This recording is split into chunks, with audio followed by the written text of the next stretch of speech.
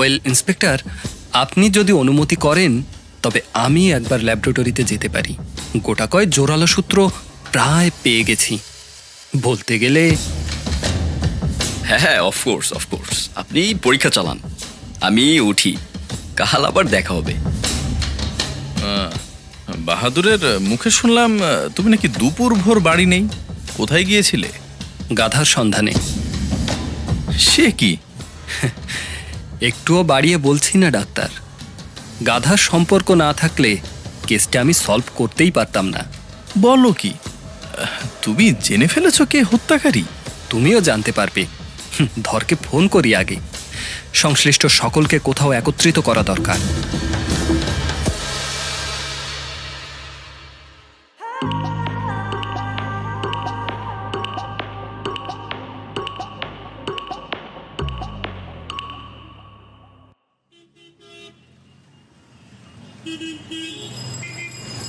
শীতটা বেশ চেপে পড়েছে।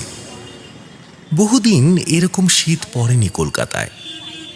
যারা স্রেফ চাদর কাঁধে ঠেকিয়ে নির্বিকারভাবে শীত কাটিয়ে দিতেন, তারাও পুরনো ওভারকোট বার করে এবার গায়ে চাপিয়েছেন। সন্ধ্যার মুখে কুয়াশা তো আছেই, ওই সঙ্গে গোদের উপর বিস্ফোরার মতো টিপটিপ করে বৃষ্টি হচ্ছে প্রতিদিন। 241 কে হ্যাঙ্গারফোর্ড স্ট্রিটের ড্রয়িং রুমে যথানিয়মে সন্ধ্যার পর আড্ডা বসেছে বাসব ও শৈবালের। শীতের দাপটকে কেন্দ্র করেই আলোচনা চলছে বলা বাহুল্য। বাসব বলল, কলকাতার লোকেদের বিচিত্র মনোভাব। ডিসেম্বরের শেষের কদিন এখানে মাঝামাঝি গোছে শীত থাকে, শুধু তাই বলেই আক্ষেপের সীমা নেই। আবার দেখো, এবার যখন শীত চেপে পড়েছে, চতুর্দিকে গেল গেল রব, কাগজে এটার প্রবন্ধ বেরুচ্ছে, এমনকি সম্পাদকীয় পর্যন্ত গোটা কয়েক লেখা হয়ে গেল এই নিয়ে। শৈবাল মৃদু হেসে বলল, বাড়াবাড়ির একটা সীমা আছে তো। শীত চাই বই কি, কিন্তু তাই বলে কি গ্রিনল্যান্ডের মতো শীত পড়বে? বাসব উঠে গিয়ে হোয়াটনটের উপর থেকে সিগারেটের টিন নিয়ে এলো। একটা সিগারেট ধরিয়ে নিয়ে বলল, কালই পড়ছিলাম, এর চেয়ে 4 গুণ শীত কলকাতায় পড়েছিল 1873 সালে। সেই সঙ্গীন রেকর্ড এখনো ব্রেক হয়নি? সেবার বরফ পড়েছিল নাকি? না না, এতটা বাড়াবাড়ি হয়নি, তবে। বাসবের কথা শেষ হবার আগেই বাহাদুর তার বেটেখাটো চেহারা নিয়ে দেখা দিল। জানালো একজন মহিলা সাক্ষাৎ করতে এসেছেন। এই শোচনীয় সন্ধ্যায় কেউ যে আসতে পারে, কল্পনার অতীত ছিল দুজনের। বাসব ঘাড় হেলিয়ে ভদ্রমহিলাকে এখানে আনবার সম্মতি দিল। মিনিট 2 পরে ঘরে প্রবেশ করলেন তিনি। বয়স বছর 25-26 হবে। অপূর্ব সুন্দরী না হলেও তার মুখশ্রী নিন্দনীয় নয়। তবে মুখে ক্লান্তির ছাপ থাকলেও চোখ দুটো উত্তেজনায় জ্বলজ্বল করছে। রুক্ষ অবিন্যস্ত চুল, গুড়ি গুড়ি বৃষ্টির চিহ্ন সারি সর্বত্র। তরুণী কিঞ্চিত ক্লান্ত কণ্ঠে বললেন, আমি বাসুবাবুর সঙ্গে কথা বলতে চাই। বসুন, বলুন কি বলতে চান। আপনার কনসালটেশন ফি আমি দেব। বোধহয় আমি বিপদে পড়তে পারি। মানে। বাসব শৈবালের মধ্যে দৃষ্টি বিনিময় হল। বাসব মৃদু গলায় বলল, ঘটনাটা কি আমায় খুলে বলুন, আমার পক্ষে কিছু করা সম্ভব হলে নিশ্চয়ই করব। তরুণী মিনিট 2 চুপ করে থাকার পর বলতে আরম্ভ করলেন। তিনি যা বললেন তার সারমর্ম হল, আরতি বড়লোকের মেয়ে ছিল। শুধু বড়লোকের নয়, তার পরিবার অত্যন্ত পাশ্চাত্য ভাবাপন্ন ও কেতাদুরস্ত। মিশনারি স্কুল কলেজে পড়েছে আরতি। দাদার বন্ধুদের সঙ্গে টেনিস খেলেছে, এমনকি ককটেল পার্টিতেও গিয়ে নার্ভাস বোধ করেনি কোনো দিন। তার মা মিসেস চৌধুরীর ইচ্ছে ছিল অনিমেষের সঙ্গে তার বিয়ে হোক। অনিমেষ ইংল্যান্ড থেকে ফিরে এসেই ব্যারিস্টারিতে যোগ দিয়েছিল। অল্পদিনেই পসার জমে উঠেছিল তার। এক কথায় সে হীরের টুকরো ছেলে। কিন্তু মিস্টার চৌধুরী রাজি হননি। তিনি নিজে ব্যারিস্টার হওয়ার দরুন ও পেশায় নিযুক্ত আর কারোর হাতে মেয়েকে দেবেন না একরকম স্থির করে রেখেছিলেন। আরতির সঙ্গে বিয়ে হলো প্রবীণ গাঙ্গুলির। কলেজ জীবনে প্রবীণ বরাবর প্রথম শ্রেণীর ছাত্র ছিল। কর্মজীবনেও সে প্রতিষ্ঠিত। ডক্টরেট পাবার পর রসায়ন শাস্ত্রের এক দুরূহ বিষয় নিয়ে সরকারি তত্ত্বাবধানে গবেষণা করছে। তবে একটা বিষয়ে পার্থক্য অত্যন্ত প্রকট হয়ে উঠল। প্রবীণ উচ্চ মধ্যবিত্ত পরিবারের ছেলে। উৎকট পাশ্চাত্য ভাবধারার সঙ্গে তার বা তার পরিবারের অন্য কারোর পরিচয় নেই। নেই ককটেল পার্টিতে যাওয়ার অভ্যাস। তবু স্বামীর মতের বা মনের সঙ্গে নিজেকে একাকার করে ফেলেছিল আরতি। প্রথম প্রথম সবই ভালোই কেটেছিল। গোলমাল দেখা দিল তারপর। বাড়িতে তার নিজের দুই দেওর, সৎ শাশুড়ি ও সৎ ননদ আছেন। তারা আরতির স্বাধীনতার উপর হস্তক্ষেপ করতে লাগলেন। তার বাপের বাড়ি যাওয়া বন্ধ হলো। এমনকি তার দাদা অলোক এবং সঙ্গে অনিমেষ এলে তাকে দেখা পর্যন্ত করতে দেওয়া হতো না। গালিগালাজ পর্যন্ত করতেন। প্রবীণ গবেষণায় ব্যস্ত। তার মনে শান্তি বিঘ্নিত হবে এই বিবেচনায় তাকে এই সমস্ত কথা বলতো না আরতি। পরিস্থিতি ক্রমে চরম আকার নিয়েছে। তাকে খুন করা হবে এমন ভয় দেখানো হয়েছে। কয়েকদিন আগে স্নায়ু নিস্তেজ হয়ে পড়ে এমন পানীয় তাকে খাওয়ানো হয়েছিল। আরতি দিন কাটিয়েছে ঘোরের মধ্যে থেকে। গতকাল রাত্রে বাথরুমে যাবার সময় দরজার পাশ থেকে একটা ছায়ামূর্তিকে সরে যেতে দেখেছে। আরতি নিশ্চিত গলা টিপে তাকে একদিন মেরে ফেলবে। টেলিফোন গাইড দেখে ঠিকানা জেনে সে বাসবের কাছে এসেছে সাহায্যের আশায়। বাসব একাগ্র মনেই শুনছিল। ভদ্রমহিলা থামতেই বাসব বলল, আপনি শোচনীয় মনের অবস্থায় দিন কাটাচ্ছেন বুঝতেই পারছি, কিন্তু দুঃখের সঙ্গে বলতে হচ্ছে এ ব্যাপারে আমার তো কোনো করণীয় নেই। আরতি গাঙ্গুলির গলায় হতাশা ফুটে উঠল। কিছুই করবার নেই? পুলিশের কাছে গেলে পরিস্থিতি আরও ঘোলাটে হয়ে উঠতে পারত। তাই ভেবে আপনার কাছে এসেছি। আমার ধারণা ছিল আপনি এক কাজ করতে পারেন, ও বাসা ছেড়ে দিন, স্বামীকে সঙ্গে নিয়ে অন্য কোথাও চলে যান। তবে একটা কথা, আপনাকে উত্ত্যক্ত করছে সকলে তা মেনে নেওয়া যায়, কিন্তু খুন করতে যাবে কেন? তাতে কারো কিছু লাভ হবে? আছে। বাবা মা আমাকে অনেক টাকা দিয়েছেন, অনেক গয়না দিয়েছেন, সেগুলো তাদের লাভ হবে। সকলের হবে না, শুধু আপনার স্বামীর হতে পারে। আমার স্বামী কোনো কিছুতে থাকেন না। সৎ শাশুড়ি সব। আমি সরে গেলে তিনি আমার সমস্ত কিছু হাতে পাবেন। প্লিজ মিস্টার ব্যানার্জি, এ বিষয়ে কিছু একটু করুন। দেখুন, কোনো পরিবারের অভ্যন্তরীণ ব্যাপারে নাক গলানো আইনসম্মত নয়। আপনি বরং আপনার স্বামীকে আমার সঙ্গে দেখা করতে বলুন। তার সঙ্গে আলোচনা করে অবস্থার উন্নতি করা যায় কিনা আমি চেষ্টা করে দেখতে পারি। মৃদু গলায় আরতি গাঙ্গুলি বললেন, আমার স্বামী? তিনি কি? বেশ, তাকে আপনার কাছে পাঠাবার চেষ্টা করব। ভদ্রমহিলা উঠে দাঁড়িয়ে ভ্যানিটি ব্যাগ খোলার উপক্রম করলেন। বাসব বলল, আমাকে টাকা দিতে হবে না। কেস হাতে না নিয়ে শুধু দু চার কথার বিনিময়ে কিছু নেওয়া আমার স্বভাব বিরুদ্ধ। তিনি মৃদুমুখে বিদায় নিলেন। শৈবাল বলল, উনি যে অত্যন্ত ডিস্টার্ব তাতে সন্দেহ নেই। তোমার সঙ্গে আমিও একমত ডাক্তার, কিন্তু পারিবারিক ব্যাপারে তো নাক গলাতে পারি না। আচ্ছা, আমি কি ভাবছি জানো? ভাবছি ওর স্বামীর নিষ্ক্রিয় অ্যাটিটিউডের কথা। আবার বাহাদুরের উদয় হলো। এসে জানালো এক ভদ্রলোক দেখা করতে এসেছেন। তাকে এখানে নিয়ে এসো। যিনি ঘরে প্রবেশ করলেন তার বয়স ৩৫-এর উপরে নয়। দীর্ঘকায় ও বলিষ্ঠ, সুশ্রী, চোখে হাই পাওয়ারের চশমা। তিনি কোনো রকম ভূমিকা না করে বললেন, আমার স্ত্রী বোধ হয় মিনিট কয়েক আগে আপনাদের সঙ্গে দেখা করে গেলেন। আর তিনি নিশ্চয়ই অনেক অসংলগ্ন কথা বলে আপনাদের সময় নষ্ট করেছেন। আমি তার হয়ে ক্ষমা চেয়ে নিচ্ছি। মানে আসলে তিনি প্রকৃতিস্থা নন।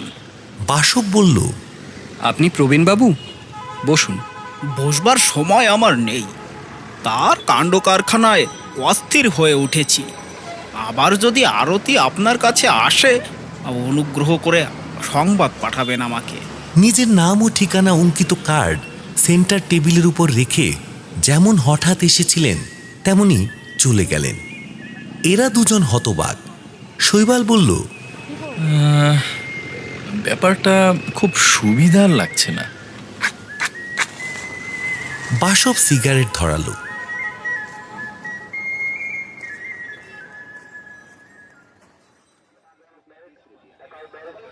দিন দুয়েক কেটে গেছে। শীত একেবারে কমে না গেলেও আর প্রচণ্ড ভাবটা নেই। বেলা তখন 4টা।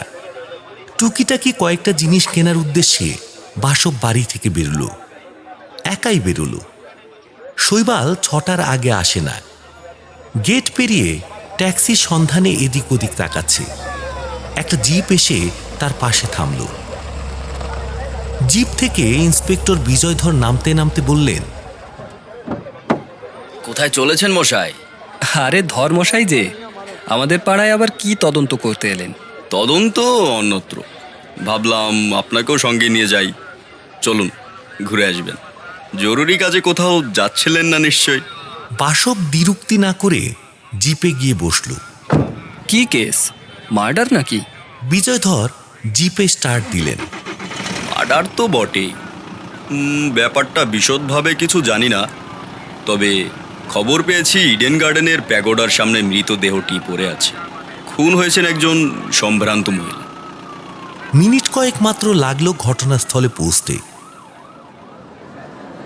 কৌতূহলী জনতাকে রুখে রেখেছিলেন কয়েকজন কনস্টেবল। বিজয়ধরকে অনুসরণ করে এগিয়ে গিয়ে বাসব দেখল জলের ধারে ঘাসের উপর একজন তরুণী হুমড়ি খেয়ে পড়ে আছে। বেশভূষা দেখে সম্ভ্রান্ত বলেই মনে হয়। গায়ের রং হালকা সবুজ হয়ে গেছে, বিষক্রিয়ায় বোধ হয়। ইন্সপেক্টর ধর বললেন, ঘণ্টাখানেক হলো আমি জানতে পেরেছি ঘটনাটা। মৃতদেহ আবিষ্কার করা একজন মালি, সে ট্রাফিক কনস্টেবলকে খবর দেয়। ফটোগ্রাফার এসে পড়লেন। মৃতদেহ এখনো নেড়ে চেড়ে দেখা হয়নি। হুমড়ি খেয়ে পড়া অবস্থায় একটা ছবি তোলার পর মৃতদেহ চিৎ করে দেওয়া হলো। এবার মৃতার মুখ দেখতে পাওয়া গেল। বাসব চমকে উঠল। আরতি গাঙ্গুলি। যে মালি মৃতদেহ আবিষ্কার করেছিল তাকে পুলিশ আটকে রেখেছিল।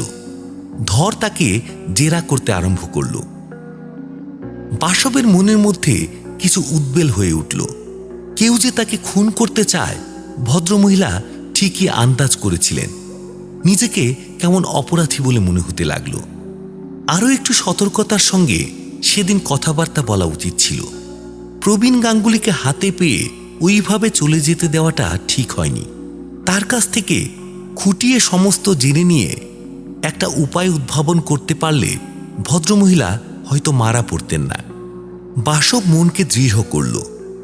এখন আর হাহুতাশ করে লাভ নেই, বরং কর্তব্য কর্ম সম্পর্কে সচেতন হওয়া ভালো। ভদ্রমহিলা তার কাছে সাহায্যের আশায় গিয়েছিলেন এবং ঘটনাচক্রে তার মৃতদেহের কাছে সে উপস্থিত হয়েছে। সুতরাং হত্যাকারীকে খুঁজে বার করা তার কর্তব্যের বাইরে নয়। বাসব সতর্কতার সঙ্গে চারদিক লক্ষ্য করতে লাগল।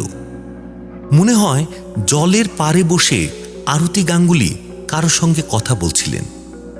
মৃত্যু আচম্বিতে এসেছে, নইলে ওইভাবে হুমড়ি খেয়ে পড়ে থাকার কোনো কারণ খুঁজে পাওয়া যায় না। বিস্ময়ের বিষয়, বিষ কিভাবে প্রয়োগ করা হয়েছে বুঝতে পারা যাচ্ছে না।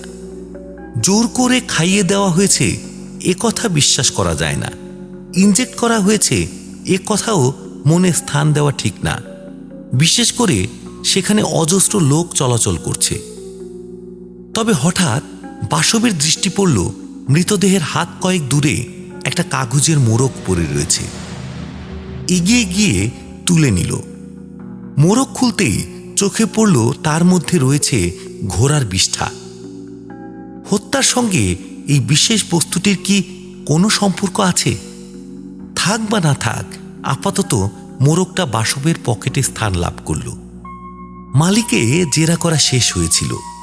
ইন্সপেক্টর ধর আরতি গাঙ্গুলির ভ্যানিটি ব্যাগটা হাতে নিয়ে এগিয়ে এলেন। মৃতদেহ পোস্টমর্টেমে পাঠাবার ব্যবস্থা হলো। সেই সময় আরেকটা জিনিস লক্ষ্য করা গেল। আরতির ডান হাতের মুঠোতে ধরা রয়েছে অত্যন্ত ছোট, মাত্র ইঞ্চি দুয়েক লম্বা সুদৃশ্য একটা ছুরি। সেই ধরনের ছুরি যা দিয়ে মহিলারা নখের আগা পরিষ্কার করে থাকেন বা পেন্সিলের মুখ পরিষ্কার করা যায়। ছুরিটা মুঠোর মধ্যে থেকে বার করে নিলেন ইন্সপেক্টর। মৃতদেহ ভ্যানে তোলা হলো। হত্যা সম্পর্কে আলোচনা করতে করতে বাসব ও ধর জিপে এসে বসলেন। ভ্যানিটি ব্যাগ খোলা হলো। তার মধ্যে রুমাল, চিরুনি, আয়না ও খুচরো ও নোট মিলিয়ে 30 টাকার মতো ছিল। আর ছিল একই ধরনের আরেকটা ছুরি, শুধু খোলা নয়, বন্ধ। পার্থক্যের মধ্যে আগেরটার স্টিলের বাটের উপর লাল স্পট আছে, এটা নেই। ধর বললেন, এ কি মশাই, এত ছুরি ছোঁয়াছুঁই কেন? তাই তো দেখছি, চলুন ফিরে যাই। পরের দিন সন্ধ্যায় বাসব ফোন করল ইন্সপেক্টর ধরকে। তিনি অফিসেই ছিলেন। ফোন ধরলেন। হ্যালো, মিস্টার ধর? হ্যাঁ হ্যাঁ, বাসব বলছি। কত দূর? কি হলো তারপর? হ্যাঁ, এই তো কিছুক্ষণ হলো পোস্টমর্টমের রিপোর্ট পাওয়া গেছে। স্টেটমেন্টও নিয়েছি সকলে। ভাগ্যিস আপনার কাছে ঠিকানাটা ছিল, না হলে ঠিকানা সংগ্রহ করতে বেশ অসুবিধেতেই পড়তে হতো। ভিকটিমের আত্মীয় স্বজনের কথাবার্তায় কিছু অমিল থাকলেও হত্যাকারী হিসেবে তাদের মধ্যে কাউকে সন্দেহ করতে পারলাম না। হ্যালো, শুনুন মিস্টার ধর, এই ব্যাপারে আমি কিঞ্চিত ইন্টারেস্টেড হয়ে পড়েছি। একটু কষ্ট করবেন, এক্ষুনি একবার চলে আসুন না আমার এখানে। সঙ্গে পোস্টমর্টেমের রিপোর্ট, স্টেটমেন্টগুলোর কপি ও আরতি দেবীর মুঠোয় ধরা ছুরিটা আনতে ভুলবেন না। আর হ্যাঁ, সকলের ফিঙ্গারপ্রিন্ট নিশ্চয়ই নিয়েছেন। আসবার সময় সেগুলো সঙ্গে নিয়ে আসবেন। ছেড়ে দিচ্ছি এখন, কেমন? বাসব ফোন ছেড়ে দিল। ইতিমধ্যে অবশ্য সে একটা কাজ করেছে। কুড়িয়ে পাওয়া মোড়কের মধ্যেকার ঘোড়ার বিষ্ঠা পরীক্ষা করে দেখেছে। পরীক্ষার পর বুঝতে পারা গেছে ওটা ঘোড়া নয়, গাধার। এই বিশেষ বস্তুটির সঙ্গে হত্যার কোনো সম্পর্ক আছে কিনা চিন্তা করেছিল গভীরভাবে। একসময় বাসবের মাথায় বিদ্যুৎ ঝলসে উঠেছে। কোনো জীববিজ্ঞানীর সঙ্গে এ সম্পর্কে আলোচনা করলে কেমন হয়। প্রতুল ঘোষ টাউনসেন্ট রোডে থাকেন। জীবজন্তুদের নিয়ে তার কারবার। দীর্ঘদিন তাদের নিয়ে রিসার্চ করে আসছেন। একজন মানি লোক। কিছুদিন আগে ভবানীপুরের এক তদন্তে গিয়ে তার সঙ্গে আলাপ হয়েছিল বাসবের। সেই আলাপের সূত্র ধরেই সে তার কাছে গেল।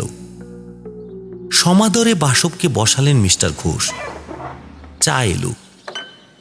নানা প্রসঙ্গের অবতারণা হলো। বাসব একসময় প্রশ্ন করল, আচ্ছা, গাধার বিষটা কি বিষাক্ত? মৃদু হেসে মিস্টার ঘোষ বললেন, তাই বলুন, কাজ নিয়ে এসেছেন। আপাত দৃষ্টিতে অবশ্য বিষাক্ত নয়, তবে ওই বিষ্ঠার সাহায্যে অন্য কিছুকে বিষাক্ত করা যায়। কি রকম? এ সম্পর্কে আগে আমারও জ্ঞান ছিল না, তবে একটা কনফিডেন্সিয়াল আর্টিকেল সরকারের কাছ থেকে পেয়ে ব্যাপারটা জানতে পেরেছি। সময় সময় সাধারণ মানুষ কীরকম মারণাস্ত্র আবিষ্কার করে বসে, ভাবলে বিস্মিত হতে হয়। বিহার ও উত্তরপ্রদেশের গ্রামাঞ্চলে হত্যার আধুনিক পদ্ধতি হলো একটা ছোরাকে তাতিয়ে নেওয়া হয়, তারপর তাতে গাধার বিষ্ঠা ভালো করে মাখিয়ে নিয়ে আবার গরম জলে ধুয়ে ফেলা হয়। এরপর এই ছোরা দিয়ে কারোর শরীরে সামান্য আঁচড় যদি লেগে যায়, প্রচণ্ড বিষক্রিয়ায় সঙ্গে সঙ্গে মৃত্যু অনিবার্য। বাসব দিব্যচক্ষে আরতি গাঙ্গুলির হত্যাকাণ্ড যেন দেখতে পেলেন। আরও 2-4 কথার পর সে বিদায় নিল প্রতুল ঘোষের কাছ থেকে। মোড়কটাও পরীক্ষা করতে ছাড়েনি বাসব। স্বাভাবিকভাবেই হাতের ছাপ পাওয়া গেছে তাতে। ছাপটা সন্তর্পণে তুলে নিয়েছে। মিনিট 45 পর ইন্সপেক্টর ধর এলেন। বাসব তাকে ড্রয়িং রুমে নিয়ে গিয়ে বসালো। বলল, আপনি ডাক্তারের সঙ্গে গল্প করুন ইন্সপেক্টর, আমি চট করে কাগজপত্রগুলো দেখে শেষ করি। প্রথমে পোস্টমর্টেমের রিপোর্টের উপর চোখ বুলিয়ে নিল। রিপোর্টে বলা হয়েছে তীব্র বিষক্রিয়ায় মৃত্যু হলেও কোন বিষ প্রয়োগ করা হয়েছে তা বুঝতে পারা যায়নি। বিষ খাওয়ানো হয়নি বা ইনজেক্ট করা হয়নি। বাঁ হাতের বুড়ো আঙ্গুলের নখের পাশের চামড়া একটু চিরে গেছে। ধরে নেওয়া হয়েছে বিষ ওই পথ দিয়েই শরীরে প্রবেশ করেছে। বাসব মিনিট 5 সেদিকে তাকিয়ে রইল, গভীরভাবে চিন্তা করল যেন কিছু। তারপর সংশ্লিষ্ট ব্যক্তিদের স্টেটমেন্ট পড়তে আরম্ভ করল।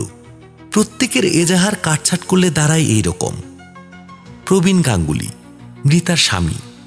স্ত্রীর স্বেচ্ছাচারিতায় তিনি সন্তুষ্ট কি অসন্তুষ্ট বুঝতে পারা যায় না, তবে স্ত্রীর মৃত্যুতে বেশ প্রিয়মান। দুর্ঘটনার দিন সকাল 9টায় শেষবার স্ত্রীর সঙ্গে তার সাক্ষাৎ হয়। তিনি রাত 10টার সময় বাড়ি ফিরে স্ত্রীর মৃত্যু সংবাদ পান। রমেন গাঙ্গুলি, মৃতার দেওর। বৌদির সাহেব কায়দায় চালচলন পছন্দ করতেন না ঠিকই, তবে তার মৃত্যু কামনা করেননি। দুর্ঘটনার দিন তার কোনো রকম কথা কাটাকাটি হয়নি। অফিস থেকে ফিরে তিনি ক্লাবে গিয়েছিলেন। ওখানে চাকর গিয়ে তাকে বৌদির মৃত্যু সংবাদ দেয়। রথিন গাঙ্গুলি, মৃতার কনিষ্ঠ দেওর। বৌদির সঙ্গে তার মতান্তর ছিল। ভদ্রমহিলা গৃহস্থ বধূর মতো বাড়ির 4 দেওয়ালের মধ্যে থাকতে চান না, এটা পছন্দ ছিল না তার। বৌদির এই স্বভাবের জন্য দাদার নির্লিপ্ততা যে দায়ী সে বিষয়ে তার বিন্দুমাত্র সন্দেহ নেই। দুর্ঘটনার দিন তিনি অসুস্থ ছিলেন, সুতরাং বাড়িতেই ছিলেন না। বৌদির কোনো সংবাদ তিনি রাখেননি। অলোক চৌধুরী, মৃতার জ্যেষ্ঠ ভ্রাতা। বোনের শোচনীয় মনের অবস্থার কথা তিনি জানতেন না। মাঝে মাঝে দেখা সাক্ষাৎ করতে আসতেন। আরতিও যেতেন বাপের বাড়ি। এই নিয়ে শ্বশুর বাড়িতে যে রাগারাগি চলছিল তার জানা ছিল না। অনিমেষ চৌধুরী, অলোক চৌধুরীর বন্ধু। আরতি দেবীর সঙ্গে তার বহুদিনের আলাপ। দুজনের বিয়ের কথাও একবার হয়েছিল। তার ও অলোকের ও বাড়িতে যাওয়ার ব্যাপারে যে অশান্তি দেখা দিয়েছিল এ কথাও তিনি জানতেন না। মমতা গাঙ্গুলি, মৃতার সৎ শাশুড়ি। পুত্রবধূর অত্যাধুনিক চালচলন তিনি পছন্দ করতেন না। কথা কাটাকাটি হতো, তবে কখনো তাকে তিনি ভয় দেখাননি। দুর্ঘটনার দিন দুপুরবেলা তিনি প্রবীণ গাঙ্গুলির সঙ্গে আরতিকে বেরিয়ে যেতে দেখেছিলেন, কিন্তু আর সে ফিরে আসেনি। তার মৃত্যু সংবাদ পেলেন তিনি সন্ধ্যার পর পুলিশের কাছ থেকে। পড়া শেষ হলে ইন্সপেক্টর প্রশ্ন করলেন, কিরকম বুঝলেন? রবিনবাবুর স্টেটমেন্টে কিছু অসঙ্গতি রয়েছে, কি বলেন? বাসব চিন্তিত গলায় বলল, তাই তো দেখছি। ওয়েল ইন্সপেক্টর, আপনি যদি অনুমতি করেন তবে আমি একবার ল্যাবরেটরিতে যেতে পারি। গোটাকয় জোরালো সূত্র প্রায় পেয়ে গেছি। বলতে গেলে হ্যাঁ, অফকোর্স অফকোর্স, আপনি পরীক্ষা চালান, আমি উঠি, কাল আবার দেখা হবে। পরের দিন সমস্ত দুপুরে বাসব অত্যন্ত ব্যস্ত রইল। প্রচুর ছোটাছুটি করতে হলো তাকে। বাড়ি ফিরল বিকেল উতরে যাবার অনেক পরে। শৈবাল আগে এসে উপস্থিত হয়েছিল। বাসবের দিকে তাকিয়ে শৈবাল বলল, বাহাদুরের মুখে শুনলাম তুমি নাকি দুপুর ভোর বাড়ি নেই, কোথায় গিয়েছিলে? বাসব সোফায় বসে সিগারেট ধরিয়ে নিয়ে বলল, গাধার সন্ধানে। সে কি? একটুও বাড়িয়ে বলছি না ডাক্তার, গাধার সম্পর্ক না থাকলে কেসটা আমি সলভ করতেই পারতাম না। বলো কি, তুমি জেনে ফেলেছো কে হত্যাকারী? তুমিও জানতে পারবে। ধরকে ফোন করি আগে, সংশ্লিষ্ট সকলকে কোথাও একত্রিত করা দরকার। বাসব হাত বাড়িয়ে ক্রেডল থেকে রিসিভার তুলে নিল। ইন্সপেক্টর ধরের অনুরোধে প্রবীণ গাঙ্গুলির বাড়ির সকলে সন্ধ্যার পর বাড়িতেই রইলেন। অলোক চৌধুরী ও অনিমেষ মুখার্জিকেও আহ্বান করা হলো। বাসব ও শৈবাল যখন ওখানে পৌঁছল 8টা বেজে গেছে। ইন্সপেক্টর ওদের সঙ্গে সকলের পরিচয় করিয়ে দিলেন। বাসব বলল, এই কেসে মাথা ঘামাবার কোনো দরকার পড়তো না যদি মারা যাবার আগে আরতি দেবী সাহায্যের জন্য আমার কাছে না যেতেন। তিনি অস্থিরতার শেষ প্রান্তে গিয়ে উপস্থিত হয়েছিলেন। তার ধারণা হয়েছিল বাড়ির কোনো লোক তাকে খুন পর্যন্ত করতে পারে। তবে বাসবকে বাধা দিয়ে রমেন গাঙ্গুলি বললেন, তার অলিক ধারণার জন্য বাড়ির লোকেরা নিশ্চয়ই দায়ী নয়। তার ধারণা যে অলীক ছিল না তার প্রমাণ তিনি খুন হয়েছেন। যাই হোক, এবার আমি প্রবীণবাবুকে গোটা কয়েক প্রশ্ন করতে চাই। মিস্টার গাঙ্গুলি, আমার বাড়ি থেকে সেদিন আপনার স্ত্রী নিষ্ক্রান্ত হবার পরেই আপনি গিয়েছিলেন।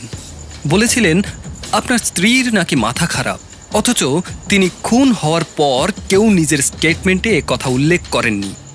স্বাভাবিকভাবে আপনার সেদিনের উক্তির সত্যতা সম্পর্কে আমার সন্দেহ হচ্ছে। প্রবীণ গাঙ্গুলির গম্ভীর মুখের উপর অধৈর্য ভাব ফুটে উঠল। তবে তিনি নিজেকে সামলে নিলেন। বেশ সংযত গলায় বললেন, আপনার কথার উত্তর দিতে গেলে অনেক কথাই বলতে হয়। আমি সেদিন মিথ্যার আশ্রয় নিয়েছিলাম। কেন নিয়েছিলাম জানেন? আমার স্ত্রীর জন্য যে পারিবারিক অশান্তি চলছিল তাতে আমিও অতিষ্ঠ হয়ে উঠেছিলাম। পারিবারিক ইচ্ছা বাইরে প্রচারিত হোক, এটা কে চায়? আমি গবেষক লোক, মনের শান্তি না থাকলে একাগ্রভাবে কাজ করা যায় না। বাড়ির সকলকে জানিয়ে দিয়েছিলাম আরতির জন্য কাউকে মাথা ঘামাতে হবে না। তার চরিত্রে অসংযম থাকলেও তা শুধরে দেবার দায়িত্ব অন্য কারো নয়, আমার। তবুও এরা আমার কথায় কান দেয়নি। আপনারা বিশ্বাস করুন, আরতি খারাপ মেয়ে ছিল না। আমাদের দুজনের মধ্যকার সম্পর্ক অত্যন্ত গভীর ছিল। আমি তাকে বলেছিলাম, আর 6টা মাস মুখ বুজে সহ্য করে যাও, তারপর আমরা আলাদা হয়ে যাব। তাকে একসময় সমস্ত পৃথিবী থেকে দূরে থাকতে বাধ্য করা হয়েছিল। সেই তিক্ততার ফলেই তাকে অনন্যপায় হয়ে আপনার কাছে ছুটে যেতে হয়েছিল। প্রবীণ গাঙ্গুলি তার একাধিক মিথ্যা স্বীকার করে বললেন, আমি আরও একটা মিথ্যার আশ্রয় নিয়েছি। দুর্ঘটনার দিন কাজে যাইনি, আরতিকে সঙ্গে নিয়ে বেরিয়েছিলাম। একটা রেস্টুরেন্টে বসে আবার নতুন করে তাকে বুঝিয়েছিলাম, কথা দিয়েছিলাম 6 মাস নয়, এই মাসেই বাড়ি বদল করব। তার প্রয়োজন আর হলো না। আরতিকে খুন করে যে কার কী লাভ হয়েছে বুঝলাম না। মমতা গাঙ্গুলি বললেন, প্রবীণ আকারে ইঙ্গিতে আমাদের দোষী প্রতিপন্ন করার চেষ্টা কেন করছে আমি তো বুঝলাম না। অলোক না হয় আরতির দাদা, অনিমেষের মতো পরপুরুষের সঙ্গে ঘরের বউ ধেই করে নেচে বেড়াবে, অথচ কিছু বলতে পারবো না। অনিমেষ মুখার্জি তৎক্ষণাৎ উত্তর দিলেন, আপনি অত্যন্ত আপত্তিকর কথা বলছেন মিসেস গাঙ্গুলি। আমি অলোকের অনেক দিনের বন্ধু। হ্যাঁ, আমি ভেচাল স্বভাবের হলে সে আমাকে এখানে আনতই না। বাসব দ্রুত পরিস্থিতি শান্ত করার জন্য বলল, কথা কাটাকাটি করে কোনো লাভ হবে না। প্রবীণবাবু, আরেকটা প্রশ্ন আছে। আপনার স্ত্রী কি ভ্যানিটি ব্যাগে ছোট ছুরি রাখতেন? প্রবীণ গাঙ্গুলি উত্তর দিলেন, হ্যাঁ রাখতেন। নেল কাটার সে পছন্দ করত না। ছোট ছুরি দিয়ে সবসময় নখ কাটা বা ঘষা তার অভ্যাস ছিল। বাসব পকেট থেকে আরতি গাঙ্গুলির মুঠোর মধ্যে পাওয়া ছুরিটা বের করে বললেন, দেখুন তো, এই ছুরিটাই কিনা? না, তার বাটটা প্লেন স্টিলের ছিল, কোনো রকম কাজ করা ছিল না। আপনারা জানলে অবাক হবেন, এই ছুরি দিয়ে আমি যদি কারো শরীরে আঁচড় কাটি, সঙ্গে সঙ্গে তার মৃত্যু হবে। এর ডগায় এমন এক ধরনের বিষ লাগানো আছে যার তুলনা নেই। উত্তরপ্রদেশ ও বিহারে গ্রামাঞ্চলে গাধার বিষ্ঠার সাহায্যে এই মারাত্মক বিষ ছোড়া হয় এবং সেগুলোকে সংক্রামিত করা হয়। হত্যাকারী হয়তো এই বিষের ব্যাপারে কিছু জানত। সে চমৎকারভাবে আরতি দেবীর এই বদ অভ্যাসটাকে কাজে লাগিয়েছে। তার সব সময় ছুরি দিয়ে নখ কাটার অভ্যাস ছিল। হত্যাকারী তাকে সুদৃশ্য এই ছুরি উপহার দিয়েছিল। তিনি বুঝতেই পারলেন না ওই ছুরির ফলায় মৃত্যু বাসা বেঁধেছে। অভ্যাসবশে নখ ঘষতে গিয়ে চামড়ায় একটু ছিঁড়ে গিয়েছিল, সঙ্গে সঙ্গে মৃত্যু তাকে গ্রাস করেছে। বাসব আরও একবার থেমে গিয়ে বলল, মোটিভ না থাকলে এত ঠান্ডা মাথার মার্ডার হতে পারে না। স্বীকার করে নিতে বাধা নেই, এই হত্যাকাণ্ডের সঠিক মোটিভ আমি বুঝতে পারিনি। তবে যা অনুমান করেছি মনে হয় প্রকৃত মোটিভের সঙ্গে তার কোনো পার্থক্য নেই। হত্যাকারী আরতি দেবীর সঙ্গে দীর্ঘদিন পরিচিত ছিল। তার স্বাদ ছিল তাকে নিয়ে ঘর বাঁধবার, কিন্তু সেই স্বাদ আর পূর্ণ হলো না। তার বিবাহিত জীবনে ফাটল ধরাবার জন্য আপ্রাণ চেষ্টা করতে লাগলো সে, কিন্তু কিছুতেই কিছু হলো না। আরতি দেবী তার স্বামীকে ছেড়ে যেতে চাইলেন না। তার সুখ আর সহ্য করতে পারল না সেই আশাহত লোকটি। প্রতিহিংসা পরায়ণ হয়ে উঠল সে। পাথা দিয়ে অলোক চৌধুরী বললেন, এসব কি বলছেন? নিজের বন্ধুকে প্রশ্ন করুন, আমার উক্তির সত্যতা প্রমাণিত হবে। অনিমেষবাবু, আশা করি আমি ঠিক কথাই বলেছি। অনিমেষ চেয়ার ছেড়ে উঠতে যাচ্ছিলেন। ইন্সপেক্টর তার কাঁধে হাত রাখলেন। এ কি, আপনারা পাগল হলেন নাকি? একজনের প্রলাপকে বিশ্বাস করে? আইনকে আমিও ভয় করি অনিমেষবাবু। প্রমাণ না থাকলে আপনার বিরুদ্ধে চার্জ আনতে আমি সাহস পেতাম না। বাসব একটু থেমে তাকে বলল, গাধার বিষ্ঠা সমেত কাগজের মোড়কটা নিশ্চয়ই আপনার পকেট থেকে পড়ে গিয়েছিল। আমি কুড়িয়ে পেয়েছিলাম। মোড়ক থেকে হাতের ছাপ তুলে নিতে আমার অসুবিধা হয়নি। ইন্সপেক্টরের কাছ থেকে পাওয়া প্রিন্টগুলোর সঙ্গে এই প্রিন্ট মিলিয়ে দেখতেই বুঝলাম ওটা আপনার হাতের ছাপ। সন্দেহ ঘনীভূত হলো। বিষ মাখানো ছুরিটায় ডসটি কোম্পানির লেভেল আছে। ওদের দোকানে পুলিশের সাহায্যে খোঁজ নিতেই ক্যাশ মেমোর ডুপ্লিকেটে আপনার নাম পেলাম। অর্থাৎ ছুরিটা আপনিই কিনেছেন। আপনার চেয়ে অনেক মাথাওয়ালা লোকের ভুল হয়, আপনার তো হবেই। নিজের নামে ছুরিটা না কিনলেই ভালো করতেন অনিমেষবাবু, কিংবা এমন এক জায়গা থেকে কিনতেন যেখানে ক্যাশ মেমোতে নাম লেখার সিস্টেম নেই। দ্বিতীয় নম্বর এবং মারাত্মক প্রমাণ আপনার বিরুদ্ধে হলো আপনার বাড়ির পিছনে অবস্থিত ধোবারা। গতকাল দুপুরে আমি গিয়েছিলাম সেখানে। গাধার বিষ্ঠা প্রাপ্তিতেই আমি অনুপ্রাণিত হয়েছিলাম বলাই বাহুল্য। পুলিশের ভয় দেখাতেই কাজ হলো। আমায় তারা যে কথা বলেছে কোর্টেও তাই বলবে। তারাই আপনাকে গল্প করেছিল তাদের দেশে এই পদ্ধতিতে খুন করা হয়। আশা করি আপনার আর কিছু বলার নেই। পরিপূর্ণ একটা নারীর জীবন আপনার খেয়াল খুশিতে নষ্ট হয়ে গেল অনিমেষবাবু।